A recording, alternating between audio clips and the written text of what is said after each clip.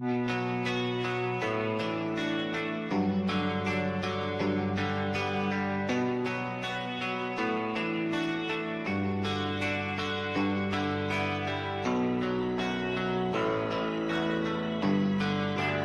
are you feeling?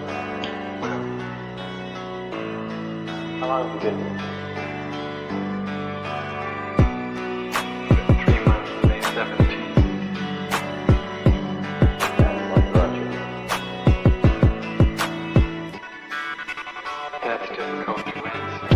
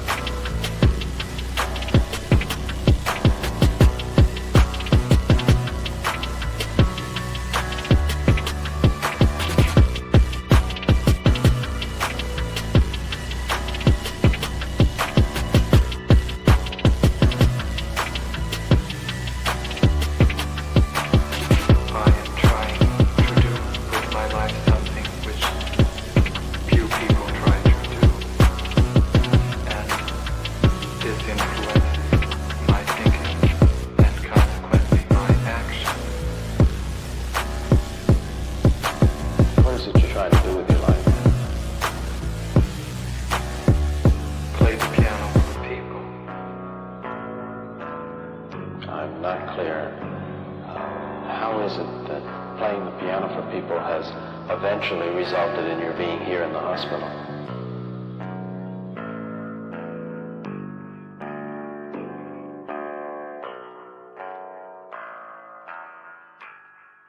That's difficult to answer.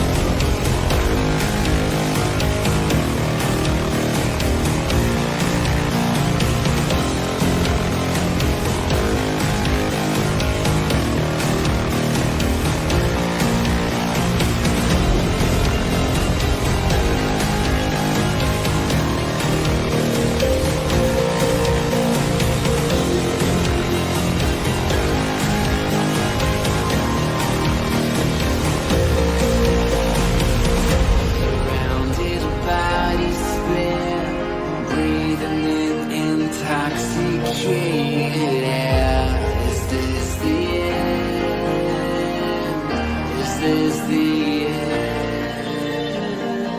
There's a noise inside my head of crying people facing death. Is this the end? Is this the end?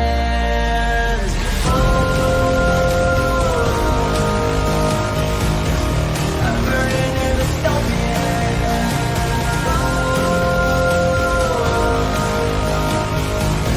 There's no place to hide.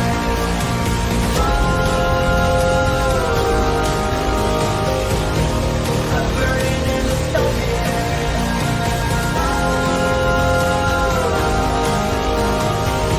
This is the final time. What have we done to the world?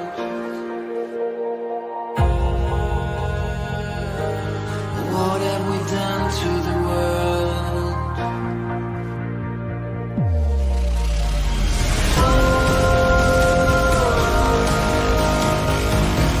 I'm burning in the dystopia.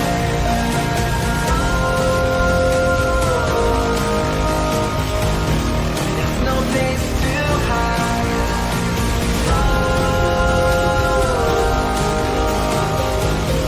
I'm burning in the dystopia.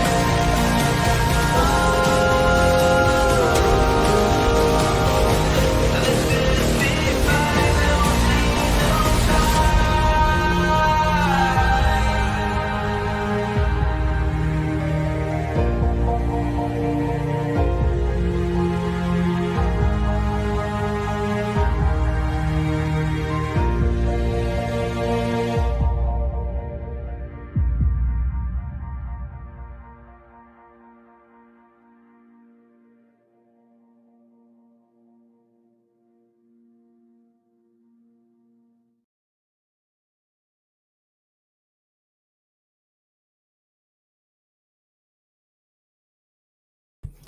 Hello, hello, hello, hello. I'm here. I'm here. No one worry. I am here. I am here. Hang on 1 second. Okay. So, happy Monday. Welcome to the show. So we're going to have a little bit of an odd show today, and the reason we're going to have an odd show today is that hang on, hang on, hang on. Hang on. The reason that we have an odd show today is that we have a spy stream today. We have a spy stream coming up a little bit later today. We're going to end the show in about an hour and a half, and we're going to go do spy stream. And unlike some of the spy streams I've been doing lately, this is actually going to be a supporter exclusive spy stream because I think it will be more likely to be successful if I don't do it publicly on the internet. And sometimes that's just the way it goes with spy stream.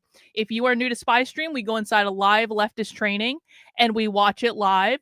And it might be a training, it might be an organizing meeting, it might be something else, but it is a live call that I have to work around their schedule because God knows leftists don't consult me when they're scheduling meetings. I can't imagine why. But we will be doing a spy stream tonight around 6:30. I'm going to start that up, and we are going to be exiting the stream at that time and going over to the supporter exclusive stream. If you want access to this, you can get access to it by becoming a supporter on my Substack, on my locals, on my Patreon, YouTube channel member, or Twitter subscriber. All the information has been posted on all the platforms. So if you're not a member of the Substack, that's totally okay. You can become a member of the YouTube channel. You can join my locals. You can join my Patreon. You can become a Twitter subscriber. My preferred method is Substack, but whatever works best for you. And the information for the socialist organizing call that we're going to be watching a little bit later today, that has been sent out to supporters on all those platforms. So, to kill some time before we get to that call, I thought maybe we could just do something a little bit lighter. And I thought maybe we could just watch maybe a little bit of this debate that happened between Josh Hammer, who I think is an absolute cringe asshole, and Dave Smith, who I also don't like because Dave Smith is afraid of me. But this debate happened over the weekend at Turning Point USA, and I was just watching a little bit of Adam Green's show, and Adam Green played some of this debate, and Josh Hammer was just such a self-righteous asshole. He was so bad in his opening statement against Dave Smith that, like, even though I don't like Dave Smith and even though I don't think Dave Smith is funny, Josh Hammer was just a self-righteous douchebag. He's like the editor of Newsweek or something like that. If people don't know who he is, he's very Jewish. And it was just like, it was so cringe. And I was just like, oh, like I have to watch it. I have to. And so we're going to watch this later content, and then we're going to go in to do Spy Stream later. But do you guys mind if I just talk about some things that have happened in the last 24 hours before we get started? Do you guys mind if I just take a point of personal privilege? It's a Monday. And I, yesterday was quite a day. Yesterday was quite a day. Yesterday was the day where I was literally fighting with everyone except for Adam Green, who I'm now best friends with. Okay, maybe not best friends, but I have certainly taken a position on a topic, and the position is that I'm on Adam Green's side, and that caused a little bit of a commotion and meltdown and hysteria yesterday for many people. And yes, the Viking. Exactly. We are on the side. You know what? You can't go wrong when you are on the side of the Vikings, I think is always a good policy. So here's what happened, and I'm just gonna walk you guys through it. I'm gonna work out some feelings, then we're gonna watch that video, and then we're gonna do Spy Stream, and that's what we're gonna do. And also we're gonna do movie night in the supporter Discord tonight. Mac B showing a James Bond movie, so that'll be fun too. Hey, Karlyn, I'm new. Loved your review of Candace and Nick. Hey, thank you, Laura Lee. Welcome, welcome. You might not like what I had to say right now, Laura Lee. Listen, here's the thing. On my channel, you can have whatever view you want. We are allowed to disagree on my channel. I have an extremely diverse audience. Not diversity in a forced way that's bad and wrong, but I have a diverse audience because I literally have people of all ages. I have people of all political spectrums. I have men, I have women, I have gays, I have straights, I have trannies. There are even some, I think, non-binaries. Like I have like the whole spectrum. I have like literally everyone from literal National Socialists, like literal Nazis, all the way over to communists and socialists who watch my content because I understand their ideology better than they do. And I have literally everything in between. It's a really weird kind of like, we are like the bad news bears of the internet. It's a really weird mishmash. I have a very niche community in that we like doing deep dives into weird things. And that's cool, man. I know my content doesn't appeal to everyone, but it appeals to people who kind of think like I do. And that's good enough for me. So I want to say, if you are a Christian, I don't actually care. I don't care if you're a Christian. If that is what works for you, more power to you. If you are Jewish, I don't actually care as long as you're not a dick in my chat and you're not trying to cancel me on the internet and you're not calling me an anti-Semite, because I will not support Israel. Then I don't actually really care if you're Jewish, man. I hope you have a happy life. I hope you feel like really fulfilled and all that stuff. If you are, I don't know, like anything else, really, like I actually don't care. As long as you want to show up and you want to have nuanced conversations about the content and you want to do deep dives into the far left, and occasionally you want to complain about the right, and occasionally maybe you want to do a little bit of internet drama content, because diversity is a good thing. Literally everyone is welcome here. I only have 2 rules. Don't be a dick. That means do not insult me. Do not insult other people in the chat. No whining. I don't want to hear it. I don't have kids for a reason. I don't want to hear whining, and I certainly don't want to hear whining of grown adults in my chat, okay? You can leave. You don't have to be here. If you don't like what I'm talking, or your feelings are getting all flamed out of control, then you can go somewhere else on the internet. I promise you. There's more than enough content on the internet for everyone. If you don't fit in here, that's cool. Just go somewhere else. Don't be a dick, okay? But I have some very strong opinions about some things. And I am allowed to have my opinions about things, and I'm allowed to engage in conversations on things that I find interesting. And if you don't like my opinions, that's fine. We can disagree on it. But the minute that you start being an overt asshole, and the minute you start coming into my chat and just causing disruptions, or the minute that you go into my replies on Twitter and you just behave like an unhinged fucking retard, listen, man, I'm too old for this shit. Obviously, I'm 29 years old and I will never be a day older than 29. But in reality, I might actually be significantly older than 29. And I really am. I am of the age where I don't have time for your drama. I really don't. I graduated from elementary school a long ass time ago, and I never thought I would be put back on the playground in elementary school every fucking day on the internet. This is my very definition of a nightmare, okay? Even when I was in elementary school, I was reading several grade levels ahead of the kids in my class. I was doing math several grade levels ahead of the kids in my class. I was that nerdy person. I was always the first one done with the test and all that shit. I was already ahead of the people in elementary school when I was in fucking elementary school. And now I feel like I'm pushed back into the elementary school mentality almost every single day. And it drives me crazy. So here's what happened. As you guys know, I am not a Christian. Not only am I not a Christian, I have literally never been a Christian in my entire life. I was not raised in the church. I've been to church. I grew up in a Catholic family. Most people in my family were Catholic. So it's not as though I'm unfamiliar with like entirely with church. I've been to church. I've been to Catholic church specifically on more than one occasion for like weddings and baptisms and you know special occasions and things like that when my grandmother really wanted me to go and I went because I loved her and I wanted her to be happy and all that stuff.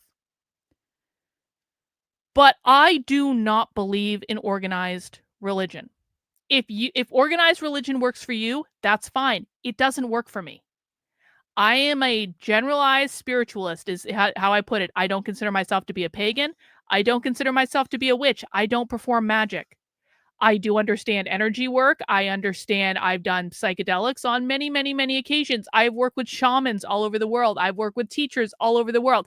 I know all sorts of different energy things. I'm Reiki certified. Like I know how to do like the energy stuff and people find it weird. And yes, I am very psychic and very intuitive because I've worked for many, many years to develop my intuition doing all of this crazy shit. And people can think that's weird and that's fine.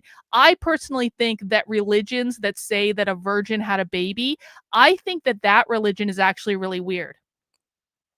So people can think I'm crazy all they want when I talk about like how psychic and intuitive I am, even though I predict things over and over. I don't know why people question this. I literally predict things over and over and over and over and over again. There's a reason I'm so accurate in my predictions, and one of the reasons I'm so accurate in my predictions is I'm really fucking psychic.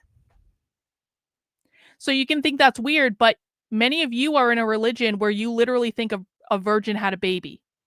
I don't think it's possible that a virgin had a baby. Okay. I think that's a really weird belief. There are all sorts of other really weird beliefs, but that's fine. We are all allowed to like our weird stuff. But I'm not going to pretend that I support organized religion and I support Christianity when I do not. All right. So yesterday on Twitter, I retweeted this guy, and I have no idea who this guy is, but he showed up in my feed yesterday. He said he had this image. What's a scam so normalized that we don't even realize it's a scam anymore? And he says, name a bigger scam than the public schools, which, hey, yeah, they're right. Yep, they're right. The public schools are a really big scam. But you know what? I know a bigger scam, and that bigger scam is Christianity. I'm sorry. I am completely and 100% on Adam Green's side on this one. If you don't know Adam Green, you will know him at some point if you follow my channel. I've been on his show. He's been on my show. I adore Adam Green.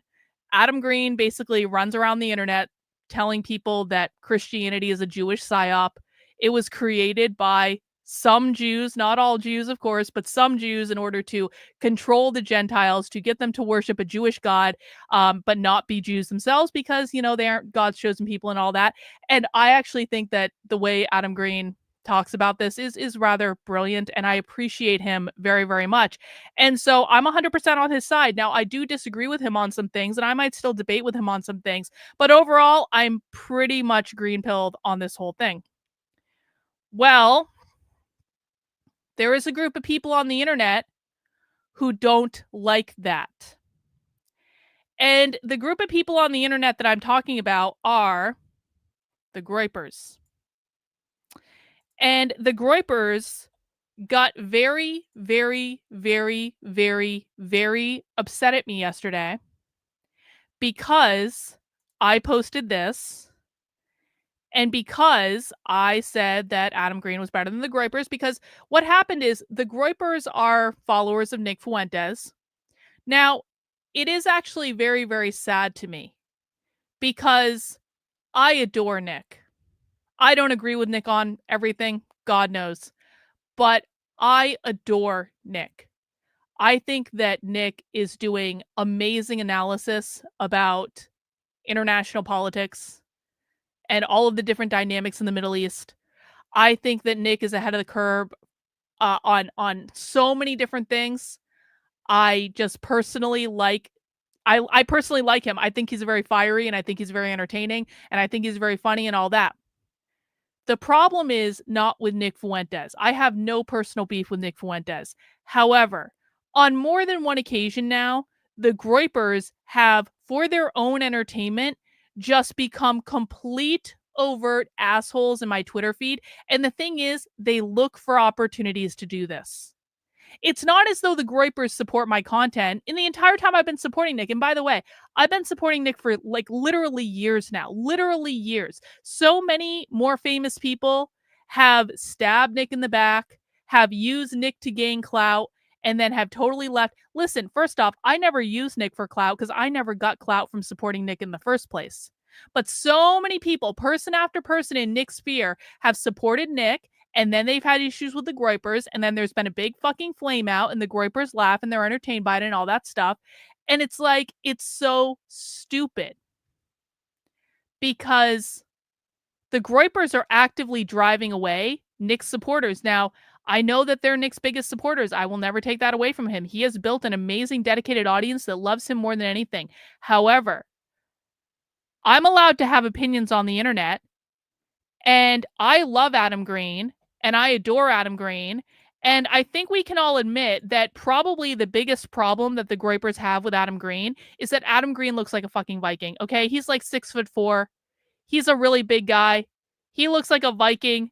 Like, they're like, come on. I've met the Groypers, and I'm not saying the Groypers are bad-looking guys. I've been with them in person. Like, they're not bad-looking. They're not what people think they are. Most of them are white.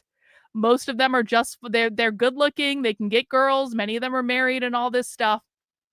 I'm not saying the Groypers are like bad looking people, but I do think that part of the problem is they are really fuck off jealous that Adam Green is very tall and very big and looks like a Viking. I think that is part of this whole equation, but I'm not upset about that at all in any way.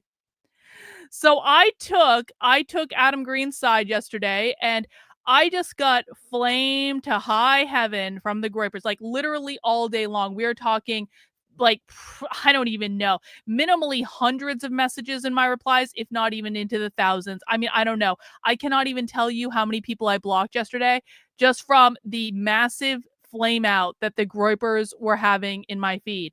On the other hand, I go over to Adam Green's chat today, and Adam Green's chat loves me, and they're being really nice to me, and Adam's being really nice to me. And so it's kind of like, Groypers, the answer is clear. Even though I love and adore Nick, I'm not going to pretend to be a Christian when I am not a Christian. I'm not going to pretend that I don't like Adam Green, because you know what? Listen, I had to pretend for a long time. Like, I had to like not associate with Adam Green for a long time after the whole fucking big tech debacle. I guess I didn't have to, but like, I just don't want to do it anymore. So last year, after big tech had his fucking flame out, I was like, Adam Green and big tech are friends, and I'm like, I'm not gonna go there because it's awkward and I don't want to put him in the middle of it, and it's stupid. I didn't talk to Adam Green for a long time, and that really fucking pissed me off. It pissed me off. I like him.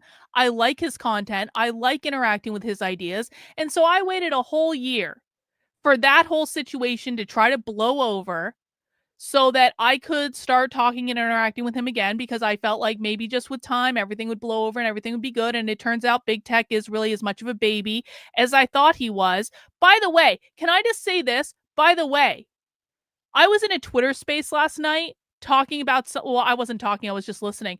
I was can I complain about something else that happened last night? So I was in a Twitter space. Actually, do I have his thing up? Hang on. I was in his Twitter space last night. Does anyone follow this one? So I've been in his Twitter spaces a lot because this guy is so fascinating. This is Handsome Truth. And you can think whatever you want about his name, but you know what? We all pick our names on the well, I guess my name is my name, but like, people pick their names on the internet, whatever. There's a little side story. I was in his Twitter space last night, and basically he holds these spaces almost every single night where they're arguing with Christians. And I've actually really been enjoying these spaces. I've been in these spaces for like a really long time, just listening to him and his friends argue with Christians and basically promote Adam Green's ideas. And it's actually just been kind of nice to just like have something to listen to at night when I'm like doing other things. Can I tell you guys what happened last night as an aside? So I'm in the Twitter space last night and I'm listening to them talk about something, and I'm playing a video game on my phone, and it's maybe like 4 a.m. or something. It's getting really late and I'm about ready to go to bed. And so I'm playing this video game on my phone, and I was playing Hill Climb Racing 2 for you nosy types, in case like, because that's just my favorite video game to play on my phone. Anyway, so I'm playing my racing game on my phone, and I'm like, I need to go to bed. It's really late. I'm getting really tired. I'm listening to this Twitter space at the same time.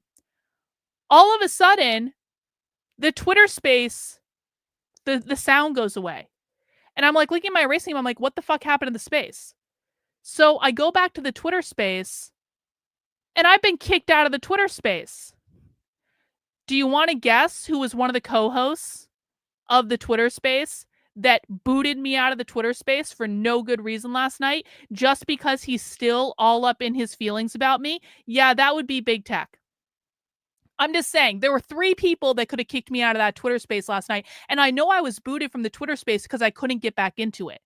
So big tech is so in his fucking feelings still about whatever happened last year that he literally is booting me out of Twitter spaces that I'm just sitting there listening and playing a game to.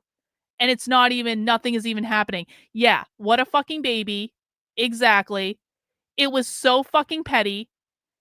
And it was just so stupid. And so, oh, that's not what I wanted to show you. Not that yet. So as an aside, we do have an updated big tech apology form now as a result of me getting kicked out of a Twitter space at 4 a.m. for no good fucking reason. The apology form has been updated to say I booted Karlyn from a space because I'm annoyed at the predicament I'm in and I don't want a reminder of it. Like, he is still fucking holding a grudge. I'm like, bro, I was literally just listening to other people talk and playing a video game on my phone. Can you not have your Pisces fucking feelings right now? Can you just not? Can you just not? Anyway, I was literally just listening. I wasn't even trying to talk. And the ironic thing too is like, I was about to go to bed because they weren't actually really saying anything interesting. I was just finishing my racing game and then I was going to go to bed, and that was it. Yeah. Pisces men are basically women. It's true. Anyway, so my point is that I am no longer associating with the Groypers. And of all the things too, by the way, big tech actually should have been thrilled yesterday, because big tech has wanted the Groypers to attack me like forever. And on the day that the Groypers are attacking me, so here's, I like, in all rights and privileges, this should have actually been his fucking wet dream yesterday. I was defending Adam Green. I was calling Christianity Jewish. I was getting attacked all over the place by the Groypers. And in addition to that, I was also fighting with Andrew Wilson at the same time. And this is the other thing I want to talk about. So we have dispensed with this. So I'm on Adam Green's side. The Groypers can go fuck themselves. I like Nick, but I don't like his audience and I don't like his friends. This is another instance where Nick's friends have fucked up something up that just didn't need to be fucked up. So we're on Adam Green's side. Big Tech is a whiny baby. HT is hosting interesting spaces and doing interesting things online that are racist and ridiculous, but they're still interesting. And so all of this is going on. And then at the same time, Andrew Wilson starts fighting with me. Andrew Wilson started fighting with me on Twitter yesterday. So I want to go back. So here's how this happened. For people who don't know. A while ago, Andrew Wilson basically went on a show on his show on Rumble, and they played a clip of mine, and then Andrew Wilson made some crack about she just likes my debate style because she's afraid to sit across from me. Well, after that happened, actually, let me just show you. Is it here? Here. June 11th. These are my DMs with Andrew Wilson. There's a reason I'm showing these. June 11th. Heard you showed my video. Thanks for that. Appreciate it. People said I should debate you or something. So when Andrew Wilson said on his show, she's just afraid to sit across from me, or she doesn't know what it's like to sit across from me, a whole bunch of people from his chat came into my chat. Do you guys remember this? All of a sudden, we had people in the chat going, debate Andrew Wilson, debate Andrew Wilson, debate Andrew Wilson. And I was like, I don't really debate. Hey, thank you. I'm dropping you some love and appreciation before I have to drive again. You know my mission, everyone. Lots of love and wish me luck, comrades. Hey, thank you, two ladies. Appreciate it. Also, thank you to Bot. All hail our queen, fascist cult leader. Thank you, Bot, for that. So Andrew Wilson's fan, this is over a month ago. Andrew Wilson's fans were coming into my chat saying, debate Andrew Wilson, debate Andrew Wilson. I was like, what are we even going to debate about? I don't even really debate. But I messaged Andrew at the time and I said, people were telling me I needed to debate you or something. And he responded, do you want to debate about libertarian ethics? And I said, oh God, no, I'm way too fascist for that these days. But if there's anything about the left, I do that. I haven't watched what you said yet. So maybe I'll have other ideas when I do. Because I hadn't actually heard what he said on the show yet when I messaged him this. There's a point to all of this, I promise you. He said, not much, honestly, just you complimented me on my debating. And I thought that's because she's never been on the other end of it. It was just a bit, which is, of course, fine. Hey, Rottweiler. Andrew Wilson is just the Christian version of Matt. I don't know who that guy is. The Atheist Experience main host. The very same debate me, bro, bitch energy both. Yeah, I mean, thank you for that. I appreciate it. And I said, okay, I just had some people come into my chat on a stream and demand I debate you. And he said drama frogs. And then I said, and then I went and watched what he actually said. And so then I made and this was just supposed to be lighthearted. This wasn't actually supposed to be a big thing. I was just kind of fucking around on the internet. I said, for the record, I'm not actually afraid to be on the other side of what you would do because I'm completely intellectually consistent in my beliefs. So no, Andrew, I'm not afraid to debate you. Andrew says, I don't recall refusing a debate. I said, cool. So we debate about the left then. He said, the left isn't a prompt. What is this about? I said, what do we disagree on? I would say whiteness means capitalism. You would say it's a skin color. He says, you mean lefty code. I said, I would say that their goal is to abolish gender. You would say that it's sexualizing kids. Yeah, what they actually believe. He said, give me something specific. I said, why don't we debate about whether or not the left hates white people? This is the softest of softballs that I could have possibly given him. I lobbed him a fucking softball and I said, Andrew, you want to fuck around and you want to say that I'm afraid to sit across from you? All right, I will debate you on whether or not the left hates white people.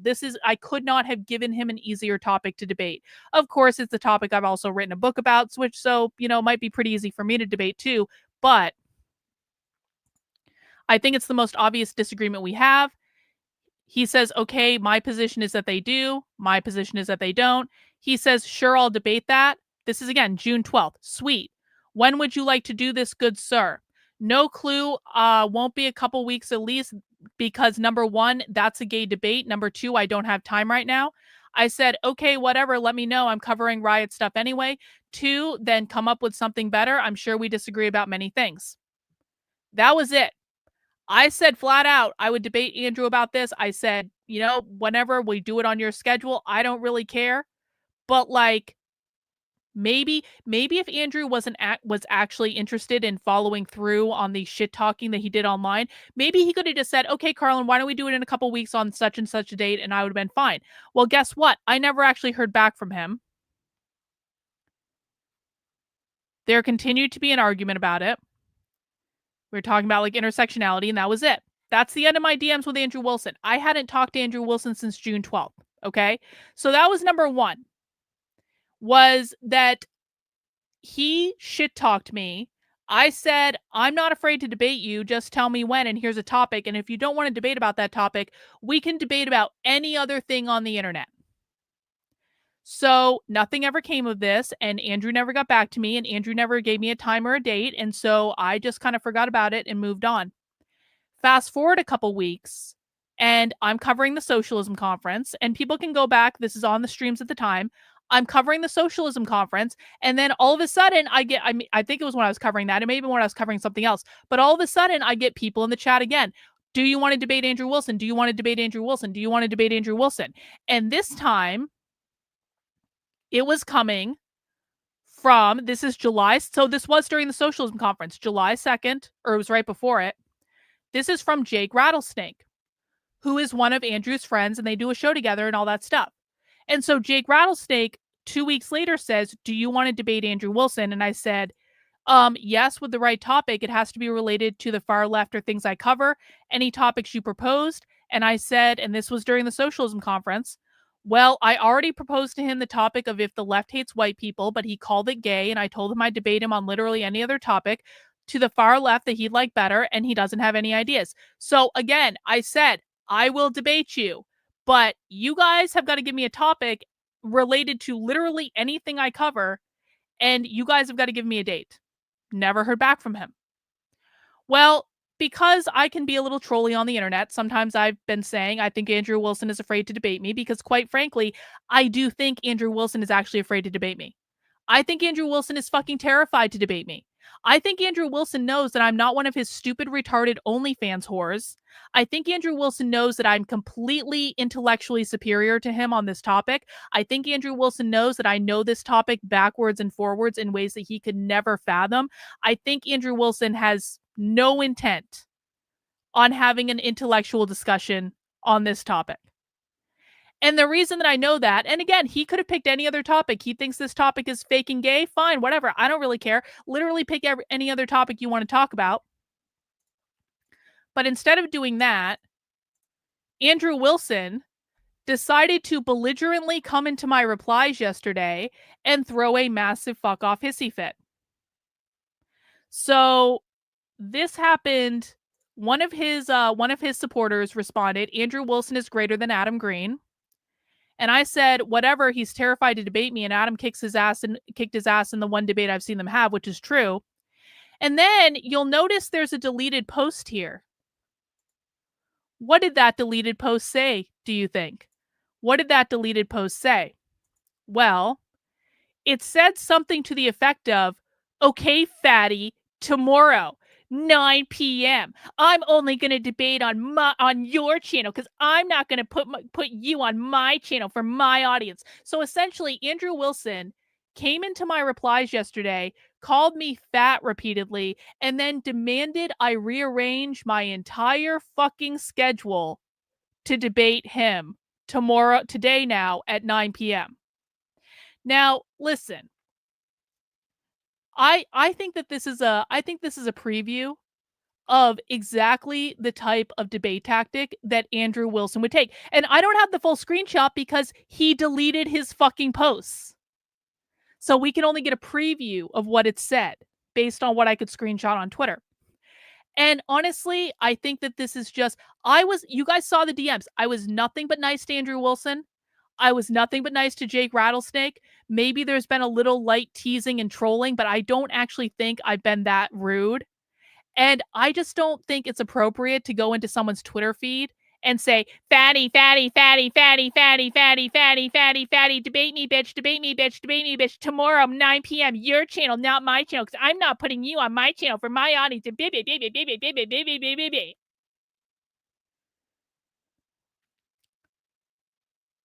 So he got belligerent, which to me tells us this is exactly what the debate would be like with him. This is exactly what the debate would be like. And we can go back and look at the other things. So he demanded in this post basically that I rearrange my entire schedule to debate him at 9 p.m. today. And I said to him, "No, you don't dictate my schedule. I'm not available today. I'm not available tomorrow. I'm not available at 9 p.m. any day this fucking week. You can DM me like a big boy, or you can get Jake Rattlesnake to do it, and we can find a time that works for both of us." I don't care if he had his party. He could have messaged me at any time and not been an asshole about it, okay? I've never been anything but nice to him recently anyway. I haven't been rude to him. I haven't name called him. I haven't made fun of him for not being able to get the lid off that jar. I didn't do any of that shit. So then he says, whatever, no DMs, all public. So now Andrew Wilson is refusing to message me like an adult and say, here are some times that I'm available. When are you available? He's refusing to do that. He wants to coordinate everything in public because apparently Andrew Wilson has decided that because I'm pointing out that he's obviously and clearly afraid to debate me, that I'm not trustworthy to DM to coordinate a fucking time to talk. No. And I said, I'm very sorry, Andrew. Lots of leftist organizing going on. You understand, I have real things I need to cover. I'll check my schedule and DM you. I'm not playing these games because you got your feelings hurt and you were triggered like a little girl. And he said, no DMs, only public discourse from now on. I know what you are. Simple. He knows what I am. Andrew Wilson is the one that came into my replies and said, fatty, fatty, fatty, fatty, fatty, fatty, fatty, fatty, fatty, over and over and over again. And he wants to insinuate that I'm the one being rude. And he wants to come and demand that I rearrange my schedule to debate him when he wants to do it. Here's the reality of the situation, Andrew. I'm covering a leftist organizing call tonight, and then we have a movie night in my supporter Discord to watch a James Bond movie that I'm not fucking canceling for your fucking feelings. Tomorrow I have a show at 9 p.m. that I do every week. I'm not canceling the show that I do at 9 p.m. every single week on Tuesdays for your fucking feelings. On Wednesday, I'm interviewing Amalek on Twitter, something that he was able to coordinate with me in DMs to have a time and a date that worked for both of us. I'm not canceling the interview that was politely coordinated via DMs like a grown-ass fucking adult to placate your fucking feelings. On Thursday, I am teaching a class, an introduction to the far left that people have paid money for. I'm not canceling my class to debate you for your fucking feelings. On Friday, I have my happy hour stream. I'm going to be drinking on my happy hour stream. I'm not debating you while I'm drunk after my happy hour stream to placate your fucking feelings. On Saturday, I have Socialism Saturday, which I am sure as shit not going to cancel to placate your fucking feelings. And on Sunday, I'm taking the one day off that I have every single week, and I'm not canceling my day off for your fucking feelings. So, Andrew, if you want to debate me, you can be a big boy, remove the diaper that Rachel has obviously and clearly put on you, put on your fucking big boy pants, go into my DMs, and like an adult say, Karlyn, here are the dates and times that I'm available after this week. And if you don't want to do that, I don't really care. Let's see. I said, what am I exactly? You were the one who shit-talked me publicly, and when I called you out on it, you ran away. Then Jake Rattlesnake tried to get his audience to get me to debate you, and they blah, blah, blah, blah, blah, blah. He said, how can I be running when I said yes and just gave you a day? He didn't just give me a day. He said, do it tomorrow at 9 p.m. or give me another date at 9 p.m. this week. I'm sorry, Andrew. My schedule doesn't work around your fucking feelings. So, I don't think the debate with Andrew Wilson's going to happen. You can see here's the other image that he had that he deleted off of his feed. He says, this is the other thing he deleted. You are lucky I'm even talking to you at all. It's a great favor for you, not me. I'm sorry. Excuse me, what, Andrew? Excuse me, what? You're doing a favor by talking to me? Do you really think that I care about appealing to your low IQ retard audience that you cultivated on the Whatever podcast and the Fresh and Fit podcast? Listen. Andrew Wilson does have some smart supporters. He does. He has some smart fans. I know because there are people that watch both me and Andrew Wilson. And you know what? They're not low IQ retards. I'm not suggesting every single person that watches Andrew is a low IQ retard. However, what I do know is that many, many, many, many, many, many, many people in Andrew's audience are low IQ retards that watch him on a dating podcast debating OnlyFans whores, or that have watched him on the Fresh and Fit podcast talking about Black people things. And I don't know, man. I just don't think it's a good match. I don't think my audience is well suited for fans of the Whatever podcast. I don't think my audience is well suited for fans of Fresh and Fit. I have a niche audience where we do high IQ deep dives into like the far left. If you get off on watching OnlyFans whores talk about dating and life, I don't know. I guess there's entertainment for everyone, but I don't think that's the type of audience I want. So Andrew can have the mentality that he wants to appeal to every retard on the internet.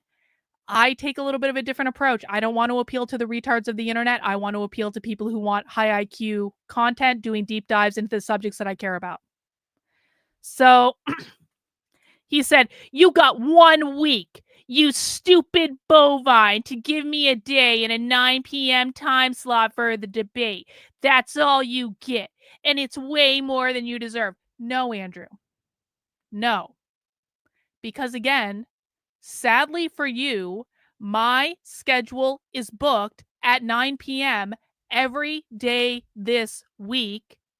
And I don't care enough about debating you to change anything that I already have scheduled, because I am a fully grown fucking adult. So I don't think that debate with Andrew Wilson is going to happen, and I'm certainly not going to put myself in a position where I'm going to be sitting across from someone and he's just going to be sitting there going, fat, fat, fat, fat, fat, fat, fat, fat. And that's all the intellectual argument he has to offer. The only reason I was even interested in talking to Andrew Wilson in the first place,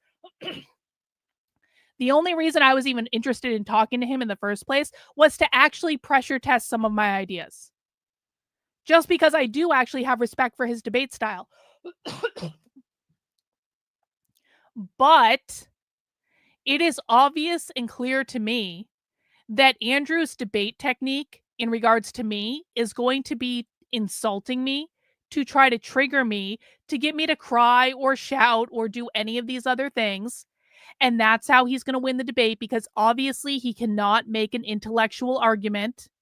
He is not anywhere close to my level of being able to debate this topic, and he fucking knows it, which is why he's having a massive fuck off meltdown hissy fit on Twitter, and why he's deleting his tweets. And again, I'm pretty sure I do have this somewhere. Is that it? Where did I have that? Both of these are tweets that Andrew has actually deleted. So let me just go down my feed here. You can see.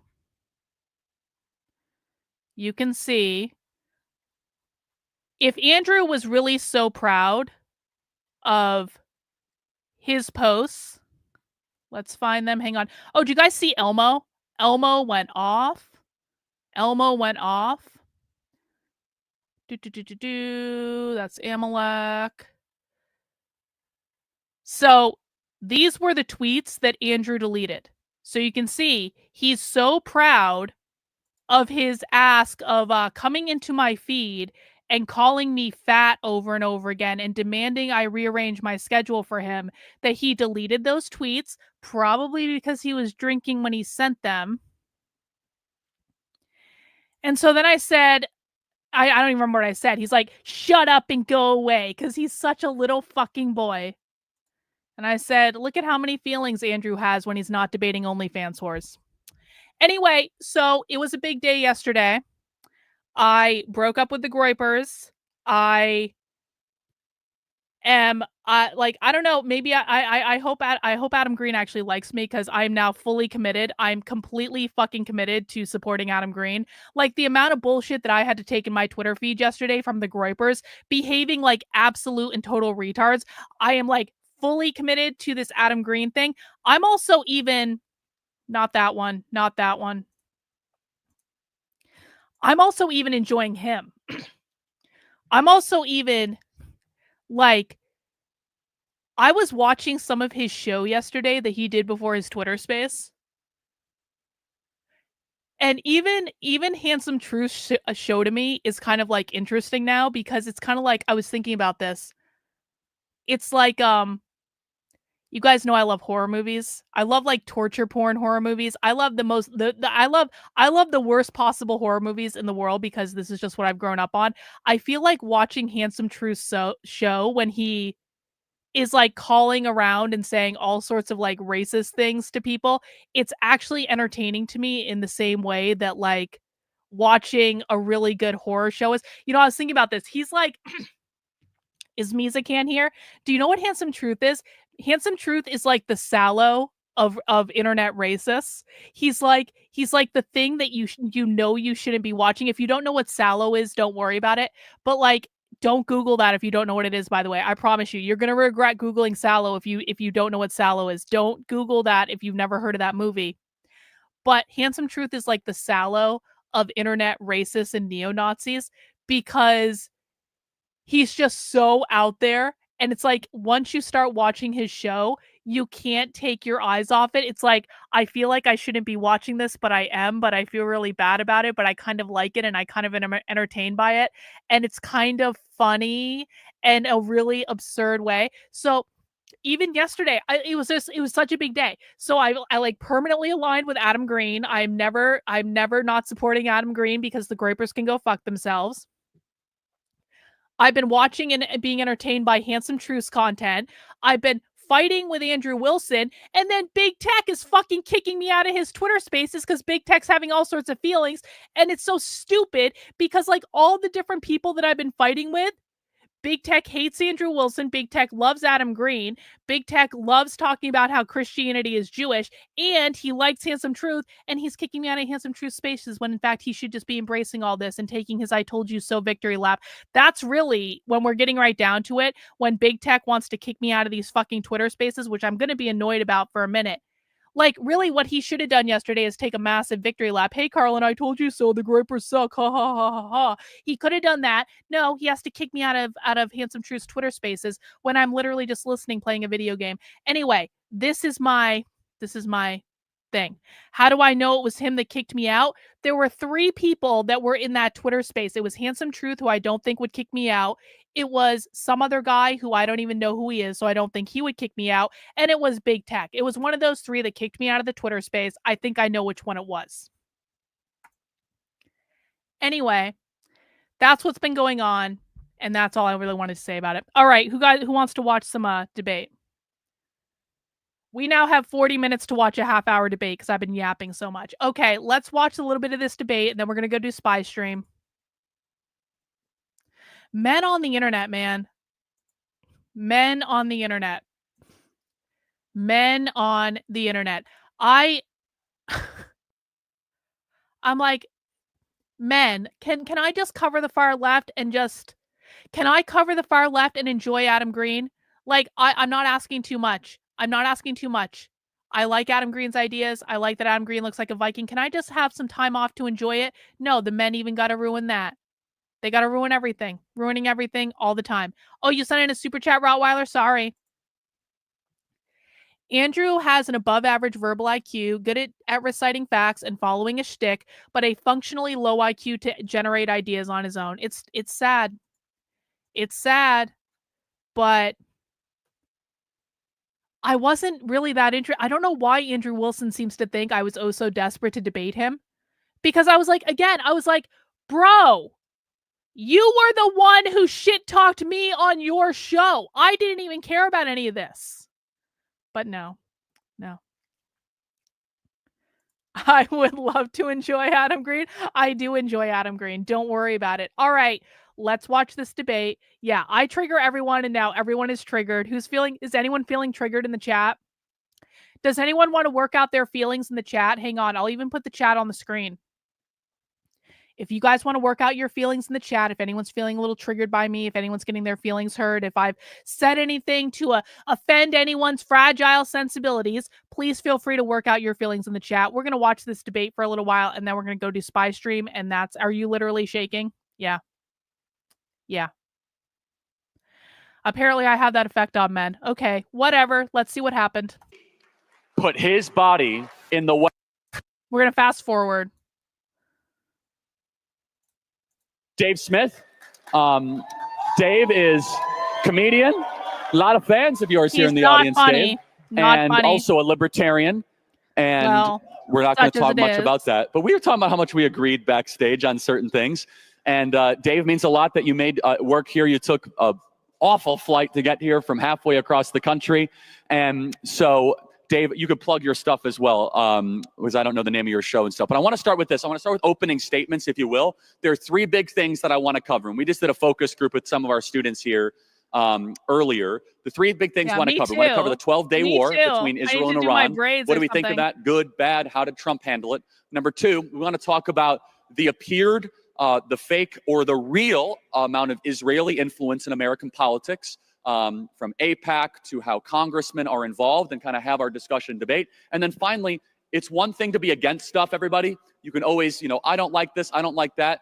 I want both of these men to present what their solution is, their proposition of how what they are proposing. So with that, though, Dave, I thought it would be helpful. This is your first Turning Point event. Some people aren't familiar with your work. Introduce yourself, make an introductory statement, and the floor is yours, my friend. Oh, well, thank you very much, and thank you guys for having me. As Charlie mentioned, I took a flight here. Oh, so I'm going on no sleep. So if Josh wins, it doesn't count.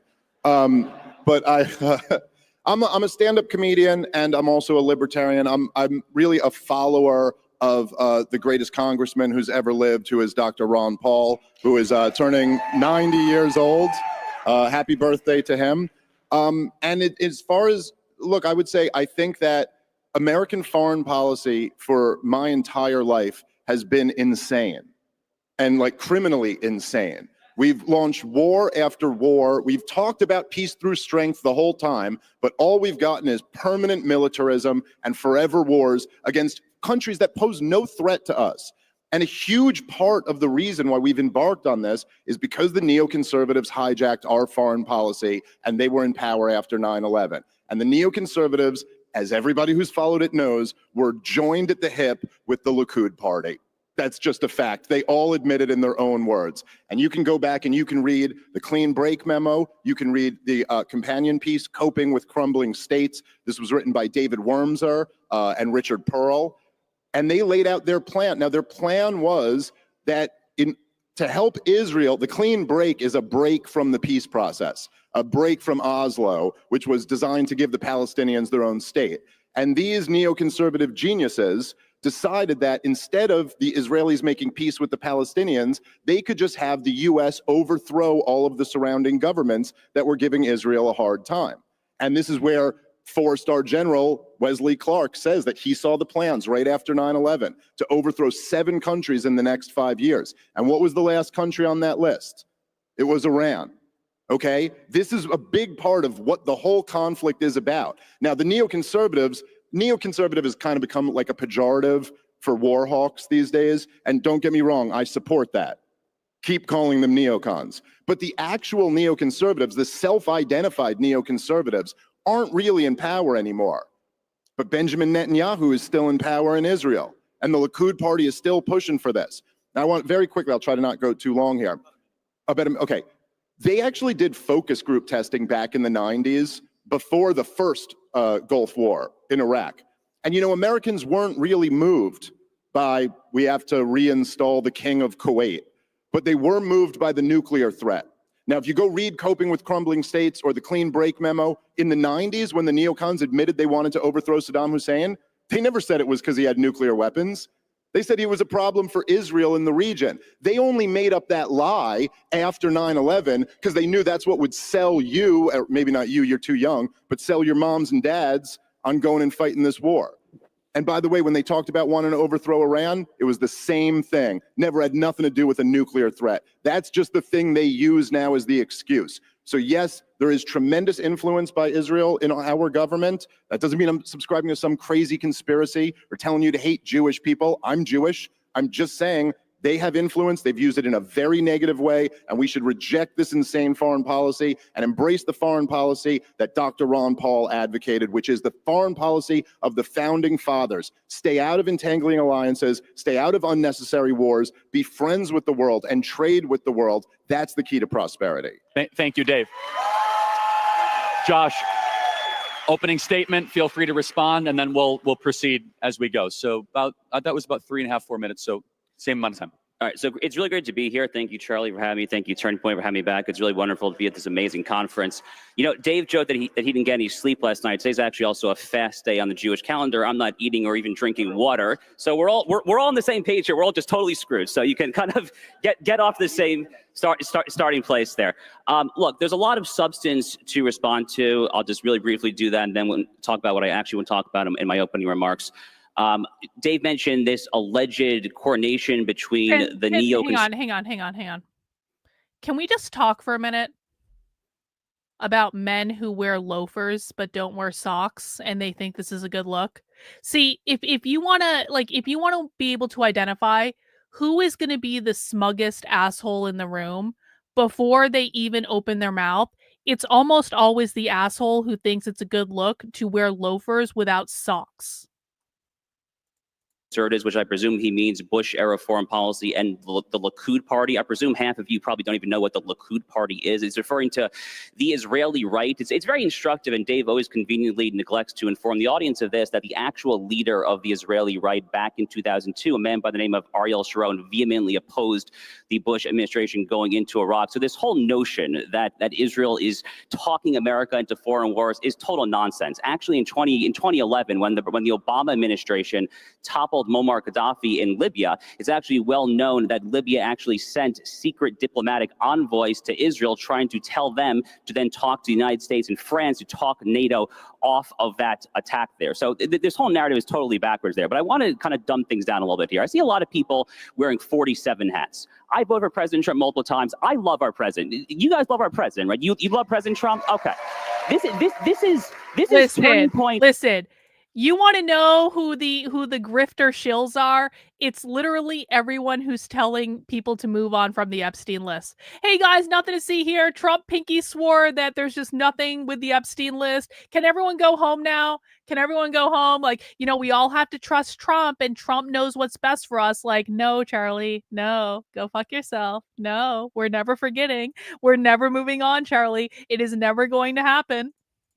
Freaking USA. Charlie, God bless you. You have built the largest MAGA grassroots army in the country. Seriously, my friend, you deserve this.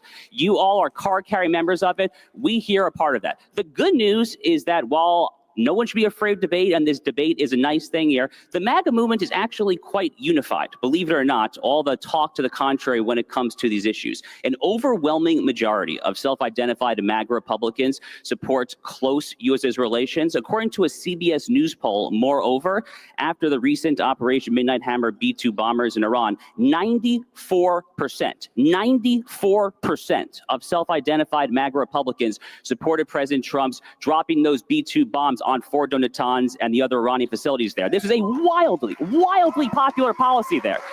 What did Dave Smith say about this?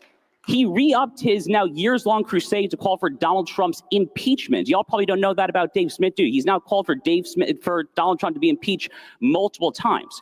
But Dave, look, I mean, I don't like when people misquote me either. See, this is where the true smarmy Jewish asshole comes out. And again, I don't care if you're Jewish, but this guy is one smarmy fucking self-righteous Jew.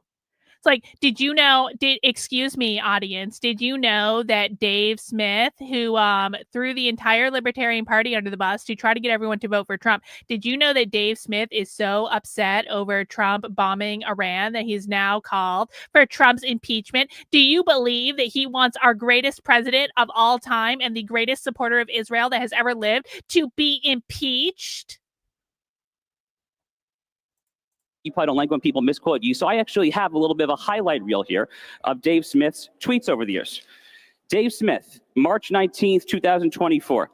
Donald Trump is responsible for around 500,000 deaths in Yemen, and between the weapons to Ukraine and the Abraham Accords Jerusalem embassy, he is at least partially responsible for the two worst humanitarian crises in the world. He's a war criminal who should spend his life in prison. Yes. He is calling Donald Trump a war criminal who should How spend dare his he? life in prison. How dare he? You should be livid at that. I am livid at that as a Trump supporter. I am personally Donald offended. Trump, Dave Smith, June 16, 2025.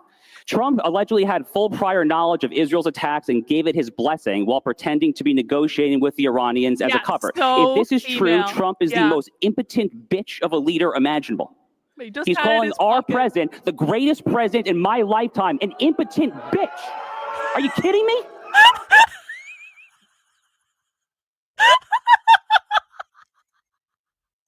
Nah, it's pro-Israel derangement syndrome. Like, can we just watch that last part again? Are you fucking kidding me? He's like an upset woman. The most impotent bitch of a leader imaginable. He's calling our president the greatest president in my lifetime an impotent bitch. Are you kidding me? June 21st, 2025, Donald Trump has now launched an illegal war of aggression against Iran. The risk of an absolute catastrophe is very high, and the benefits are non-existent. Dave Smith, June 21st. Dead wrong. This notion that World War III would start, not a single American casualty. We should be celebrating that. Donald Trump fulfilled multiple campaign promises. The escalator speech in 2015 at Trump Tower, he literally said, I'm not going to let Iran get a nuclear weapon. And guess what? He said, I oppose a neoconservative foreign policy. He did both of those things with Iran. He deprived the Iranian regime of nuclear weapon while not losing a single American sailor, soldier, or Marine while depriving them of nuclear weapons. And finally, Charlie, I'll end on this. Dave Smith, July 8th, 2025. In the last month, Donald Trump has launched a war of aggression on behalf of a foreign government, exploded the debt, announced that he's continuing the Biden policy of arming Ukraine, and covered up a giant child rape operation. So according to my interlocutor, Donald Trump is not just engaging in wars on behalf of a foreign government, he is also covering up the world's giant pedophilic child sex trafficking ring, allegedly, I presume, on behalf of a foreign government as well. So I'm disgusted. You know what? I'm not even upset about this. I'm not even upset. Chris says he's trying to trigger the MAGA cult to hate Dave Smith. You know, the irony. Because Dave Smith threw his own fucking party under the bus because Dave Smith was pissed off that he lost the presidential nomination, or that Michael Rechtenwald lost the presidential nomination to Chase Oliver. And so Dave Smith decided to burn down the entire Libertarian Party because he was pissed off because he lost. And now the MAGA cult, which we all told him was going to turn on him, there were so many people like me going, Dave, you're being a fucking retard. You think Trump's going to support you? You think MAGA's going to support you? Well, now look what's happening. The entire MAGA cult is turning on Dave Smith, just like he turned on the Libertarian Party, and I don't feel bad for him. Frankly, that this man is on stage, but I'll end it at that. Okay, well, got it. So you can see peace is hard. I'm trying to keep the peace. Now, Dave, I want to give you an opportunity, about 4 minutes to respond to that. But also, I do want to, now that we had the opening salvos and the Tomahawk missiles launched, let's respond as you see fit. No, and then bring us to the 12-day war, because that, let's stay focused on that. Yeah, we can. Well, the thing, Charlie, but defend yourself. Sure. Obviously. Well, the thing is, Charlie, as you may have noticed, and some of you may have seen some of my other debates, every single time I come up here to debate issues, and they come up here to debate me and my character. It's all they have every single time.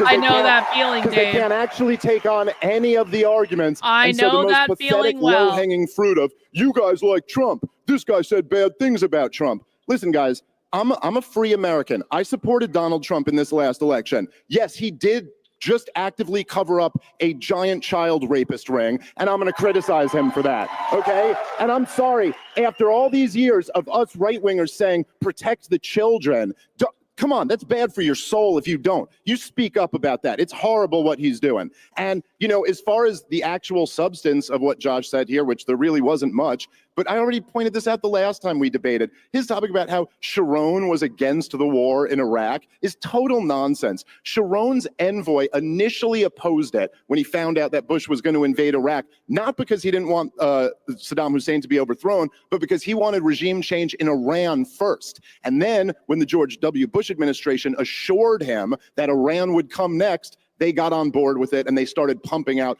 all types of propaganda about how Saddam Hussein's nuclear secret sites that didn't exist. And Benjamin Netanyahu, the longest serving prime minister in Israeli history, that year in 2002, came to Congress and testified under, a congressional testimony that anyone can go watch, and advocated not that the U.S. let Israel do it, but that the U.S. overthrow Saddam Hussein. I believe his words were, "I guarantee that peace will spread through the region." And he also advocated that we overthrow Muammar Gaddafi and the mullahs in Iran. So you're just wrong about it. That's not true.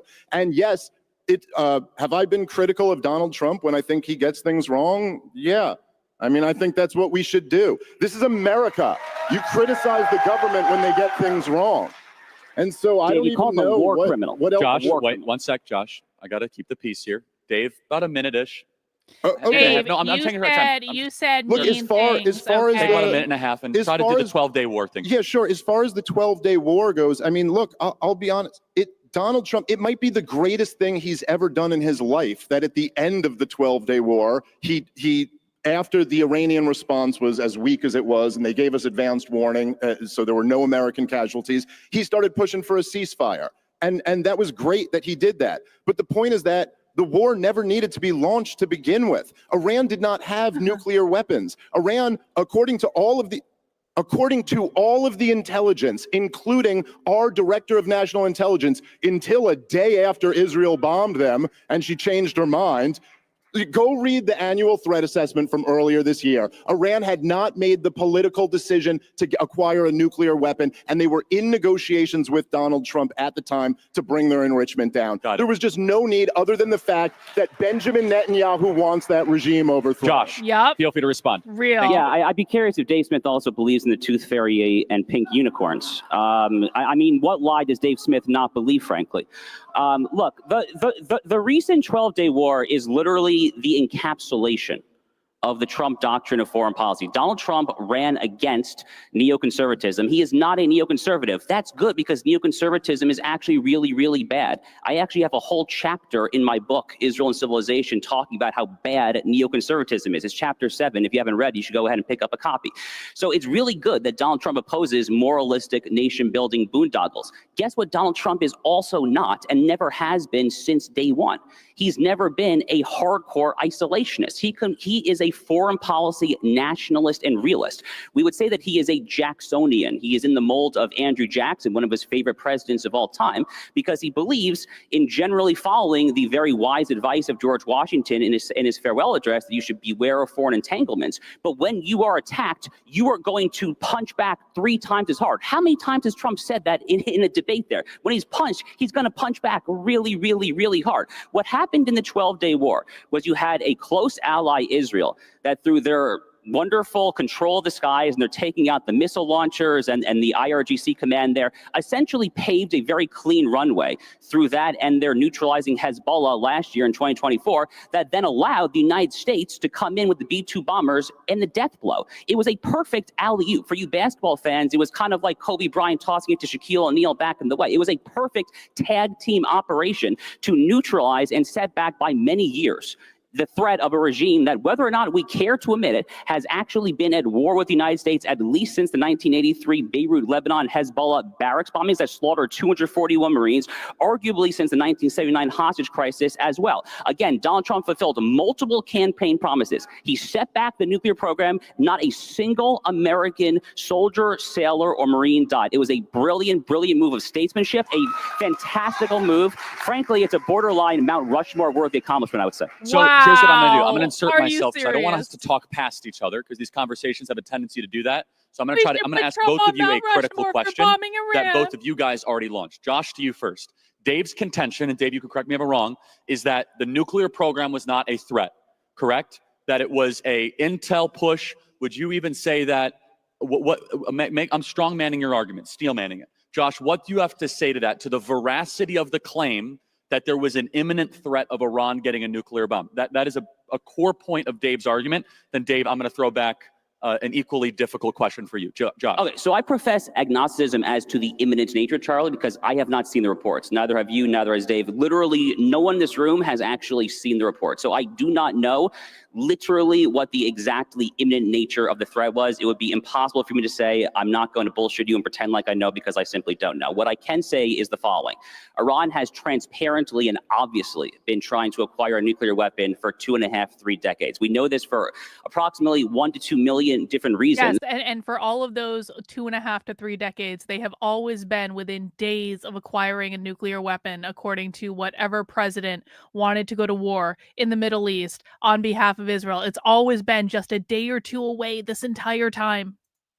Among them that we can point to is that the IAEA, the International Atomic Energy Administration, which is essentially the nuclear watchdog for the United Nations, they have been sounding the alarm about this, and they have said very loudly and clearly that Iran has blocked their inspectors from going to inspect their enriched uranium, and that they have concluded over recent years, especially including recent months, that Iran is enriching uranium at a much quicker rate and to a much higher percentage and rate of enrichment than any civilian program would ever justify. By the way, the notion that Iran even needs a civilian program in the first place, I think, is kind of bonkers. It's one of the most petroleum, oil, and gas-rich countries in the world, so that's kind of a bit of a red herring in and of itself. But we know from a million different international organizations that they have been doing this. And Charlie, more to the point, again, you know, Dave likes to say, oh, they just chant death to America, which they do. They literally chant it every single day in their Potemkin parliament.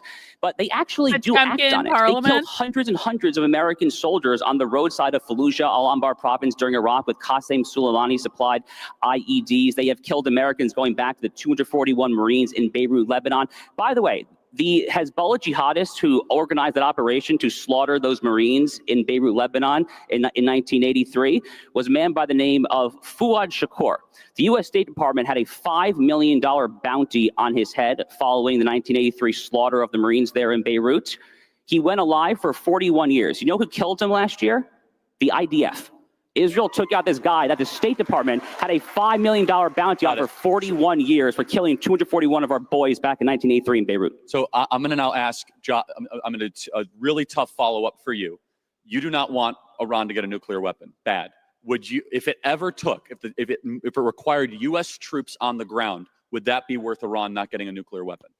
Charlie, with respect, I reject the premise. I simply do not think it does, actually. I know. It's you a hypothetical. It's a hypothetical, it's worth thinking about. Okay. Dave.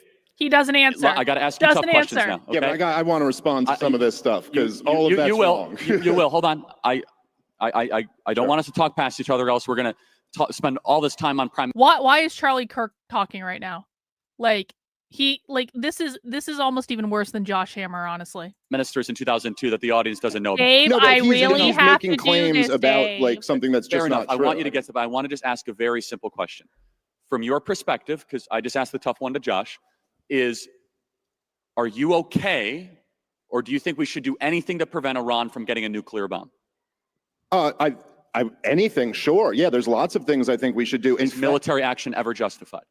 Well, again, yes, there are times when military action is justified, but if you're saying what we could do to prevent Iran from getting a nuclear weapon, what we were doing, Donald Trump was in negotiations with them, and I think he should have continued those. And the truth is that the big problem with the JCPOA that Obama got us into was that there were sunset provisions. They opened up a whole new inspections regime. It is not true that the IAEA is saying that Iran was about to get a nuclear weapon. Anybody you want, it's published online. You can go read the conclusion of their last report where they explicitly said Iran does not have nuclear weapons and is not trying to develop them. They are enriching at 60%, and they were in negotiations to maybe bring that down. But you know, when you bring up the fact of the Marines getting killed in 1983, it's actually an interesting, Ronald Reagan, who was president at the time, he wrote about this in his memoir. Now, if you know what Ronald Reagan did, was he pulled out after that. He turned tail and run.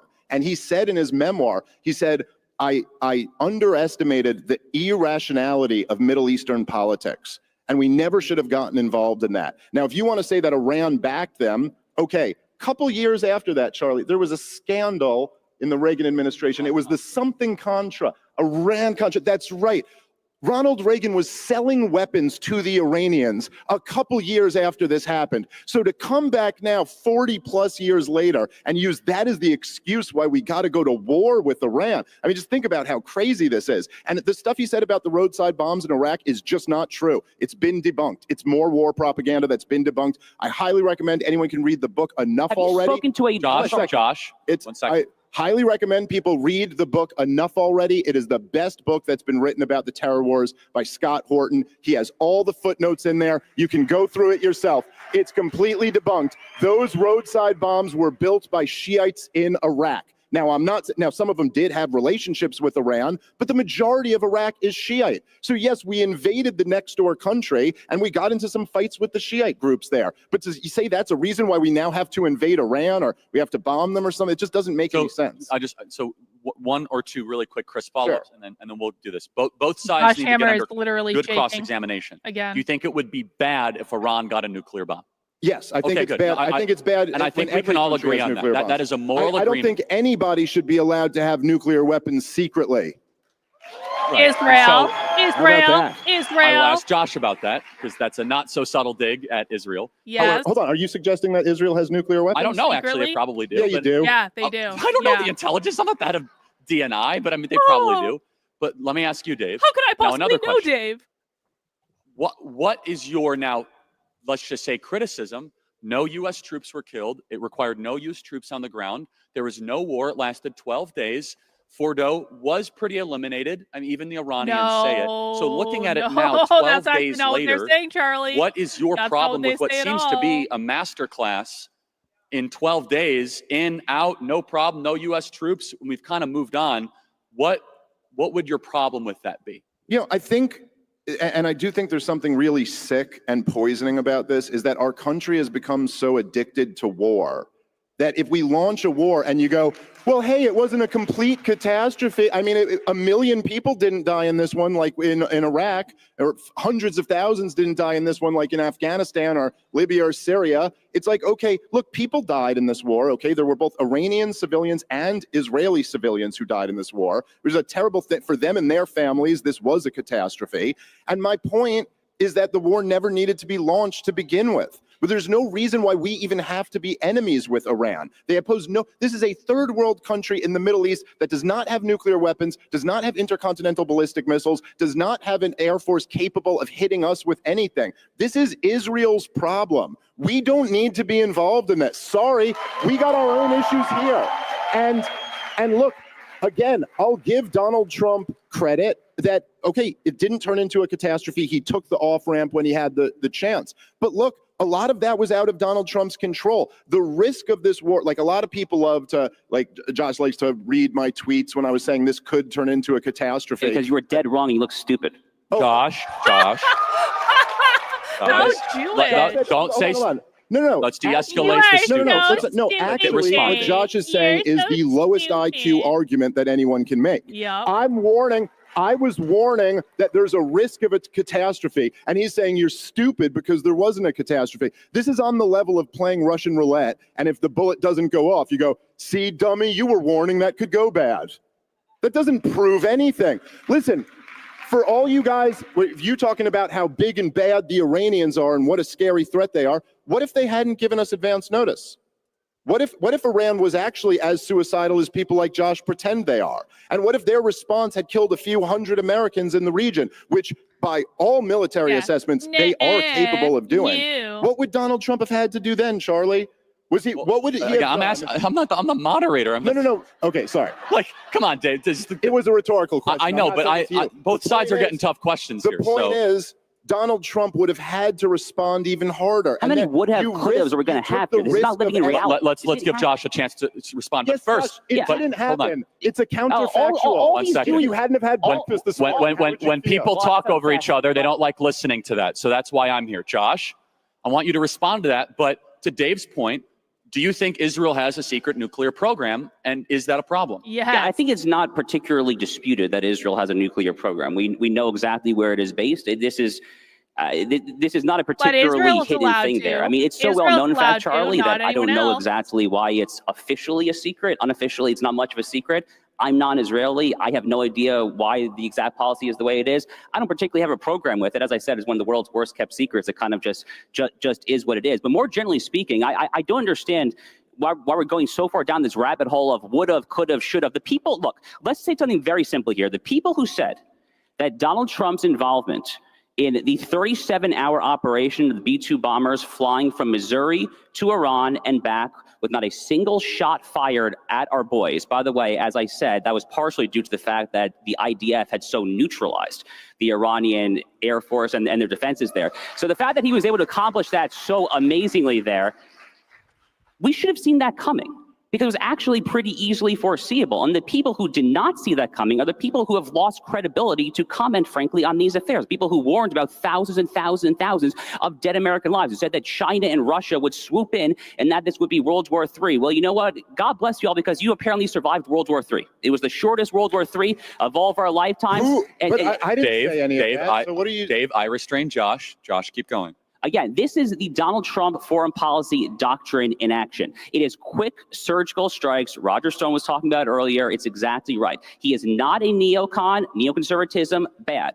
Isolationism, also naive and stupid. Donald Trump agrees with both those things. The nationalist, realist, MAGA, America First approach to foreign policy is to have strong nationalist allies that are generally capable of...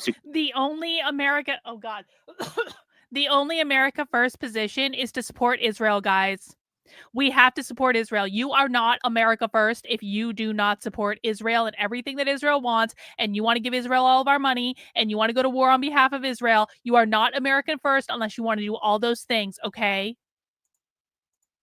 Securing and patrolling their own regions in a way that redounds not merely to the Allies' national interests, but also to the American national interest. That is exactly what Israel has been doing for 40, 50 years, as they have taken out Islamists and Sharia supremacist thugs in Gaza, in Yemen, Hezbollah. I mentioned Fuad Shakur, the Hezbollah jihadi who killed 241 Marines in Beirut, Lebanon, 1983. There's a million examples there. That is the definition of an America First ally, and what just happened in the 12-day war is an encapsulation of the America First Trump doctrine that, in this case, this tag team between the U.S. and Israel against the mutual threat of Iran in action. Okay, so I want to now move, because it's important, but it's connected. So I think we have on full display a difference of opinion on the 12-day war. Now let's go to the next one. It's inferred in both of these points, but you only get to answer it as yes or no one at a time. Is Israel an ally of the United States? No. Yes, of course. No. Okay, so now we have disagreement. We're going to now figure that out. And then I want to, then indicated in that is Israel influencing American politics? So I'm going to start with Josh, and then we'll go back to Dave. You say Israel is an ally. Spend a minute on that, and then address how some people have concerns that Israel is influencing the U.S. government, and then I'll allow Dave to have some time. Josh. All right, there's multiple reasons why Israel is an ally. First and foremost, I think most people in this room are believers of some stripe, right? I am Jewish. Most of you are probably Christians, and God bless you for that.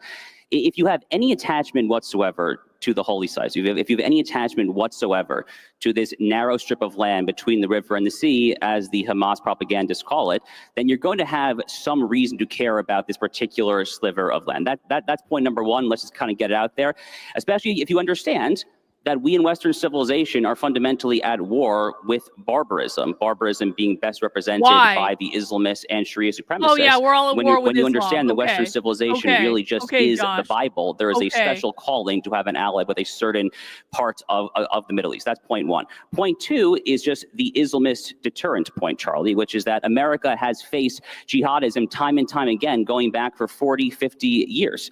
9/11, obviously the most tragic example. We just saw it again on the streets of Bourbon Street in New Orleans on January 1st, just a few months ago there. If you care about deterring Islamism from conquering Western civilization, a point that you have very astutely... I don't give a flying fuck about Islam, man. I know, like, listen, Islam is not a religion that I would practice, but I'm going to be real blunt. Ain't no Muslim ever done nothing to me.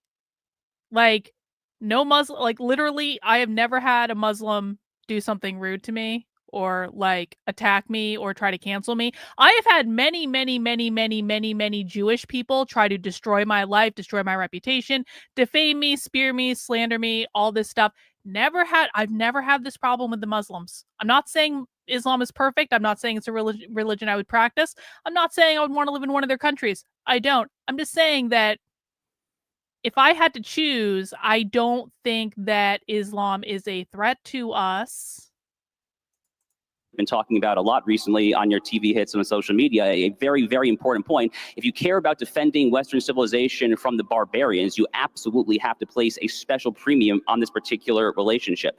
And then third is that if you actually care as I do, paradoxically, I actually care a lot about China. In fact, I think that America's by far #1 biggest threat this century is China. If you care about effectuating this broader pivot to the Indo-Pacific, as American foreign policy people have been talking about for 20, 30 years now, you have to have some way of stabilizing the Middle East. The way to do that is not to just adopt the stupid and asinine Barack Obama foreign policy. Do you know what I think would stabilize the Middle East, like, actually pretty quickly? What if we just stopped supporting Israel and we stopped sending money to Israel? And then Israel gets to decide what it wants to do on its own, I guess. But, like, it kind of seems like there is one major destabilizing force in the Middle East that's constantly, perpetually involved in everything. And that destabilizing force is Israel. Of appeasing America's enemies. And the way to do that is to embolden your allies. Again, that is the Trump doctrine. So we didn't get to the second part of the question. So do you want to just start on the ally and then we'll do, you can incorporate both, Dave. He had 2 answers in a row, so take 3 to 4 minutes. Well, look, this idea that the great battle of our time is us versus the Islamists, us versus these barbarians, that's really the problem here in the United States of America. Lebanon, that's what you got to worry about. Listen, I think everyone here, all you guys should know this at this point. Our problem in America is the deep state of the United States of America. Yeah, okay? true. They're the ones who framed Donald Trump for treason. His own intelligence agencies framed the sitting U.S. president. And you know what that deep state wants, by the way? Permanent war. That's what they always want. That's how they and their friends make their money. And so all of this talk is just so ridiculous, man. I mean, this talk about how, like, if you care about the holy sites in Israel, like, okay, sure. Obviously, Christians and Jews and Muslims have a connection to that land. But that doesn't mean we have to bomb Iran for Israel. Who's saying that? Doesn't. Well, we just bombed Iran. That was the first topic. Oh, okay. Okay. Anyway, that doesn't mean that we have to support Israel slaughtering people in Gaza. None of that has anything to do with the holy sites. And in fact, a lot of sites get destroyed when there's bombs flying. But listen, the real problem for America, if you want to even talk about like the Islam taking over America or taking over Europe, well, how did that happen? That happened because we completely destabilized the region, fighting war after war after war that did nothing but slaughter hundreds of thousands of people. And then our Western governments had the most insane open immigration policy that was basically suicidal. We're doing this to ourselves. We're $37 trillion in debt, and we're looking for another enemy to go fight. Since the collapse of the Soviet Union, we've spent $20 trillion on empire and wars. And you know what? We can't tax enough money to pay for it. We can't borrow enough money to pay for it. So what do? We print the money. And now you guys are coming out into the world and you're wondering why you're 6 figures in debt from college and you're getting a job at DoorDash and the average house goes for $800,000 because we've destroyed the currency chasing these monsters that were never any threat to our country. So listen, Dave Smith wins. Dave Smith wins. I'm sorry. Josh Hammer is an asshole. Dave Smith wins. And I really wish we could spend more time watching the rest of this debate, but we can't because we have to go into a spy stream now. So I apologize. I yapped a little bit too much. It was my fault. I talked too much at the beginning, but now we have to cut the debate short because we're going to go watch a leftist organizing call. This is going to be a supporter exclusive spy stream. I know this is my fault, but everyone can go watch it on their own. The good news is the video is online. Go watch it on your own. But we do need to go into our leftist organizing call. This is a supporter exclusive spy stream. If you are a supporter on my main Substack, on my locals, on my Patreon, YouTube channel member, or Twitter subscriber, the information to join me for spy stream, which will be kicking off in about 10 minutes, maybe even a little bit less, will be on whatever site you're a supporter on. And again, I apologize. Dave Smith won the debate. So far as I'm concerned, Josh Hammer's an asshole. And you can find the information over on my Substack. That is Karlyn, KARLYN.substack.com. And we are going to be listening to the socialists talking about their plans to take over our country and destroy our world. It's going to be a really great call. And I do have the information for it. I just got it actually in my email not too long ago, which is going to be awesome. And so join me for that. And I will be back tomorrow and we will do another regular show. And hopefully everyone can just calm the fuck down. Can everyone on the internet calm down?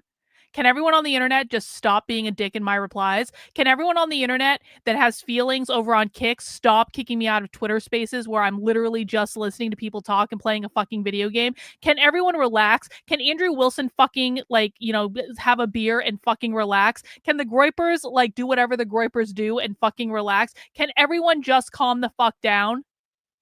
I feel like I'm like the only woman in this entire situation, and I feel like everyone else is acting like a woman, and I'm like, can everyone just fucking calm down? That's all. I'm gonna go do Spy Stream now, and then I am gonna go listen on that Twitter space later, and if anyone has any fucking feelings about that, he can cry onto his Kick stream for all I care. And that's what we're gonna do. So, that's all. We'll talk to you guys later. Bye.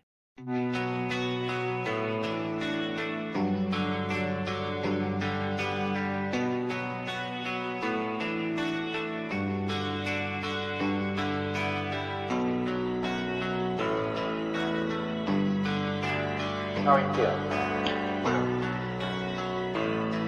How long have you been here? 3 months, May 17th. And what brought you? That's difficult to answer.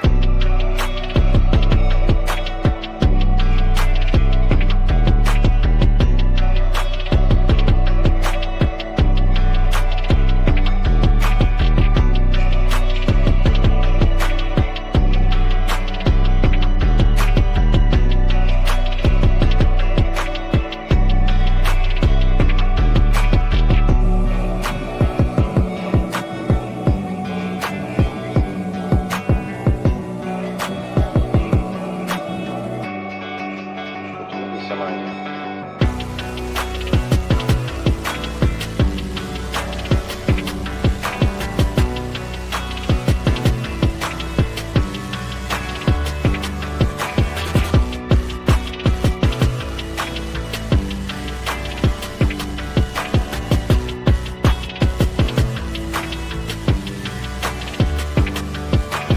I am not completely like other people. What do you mean by that? People dislike me because I am not completely like them.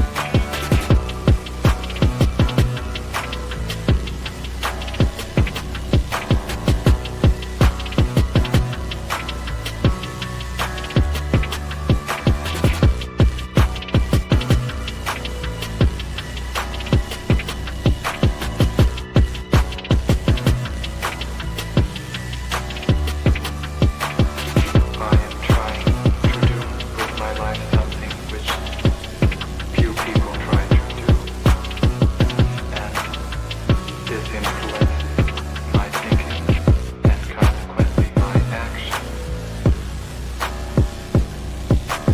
What is it you're trying to do with your life? Play the piano for people. I'm not clear. How is it that playing the piano for people has eventually resulted in your being here in the hospital?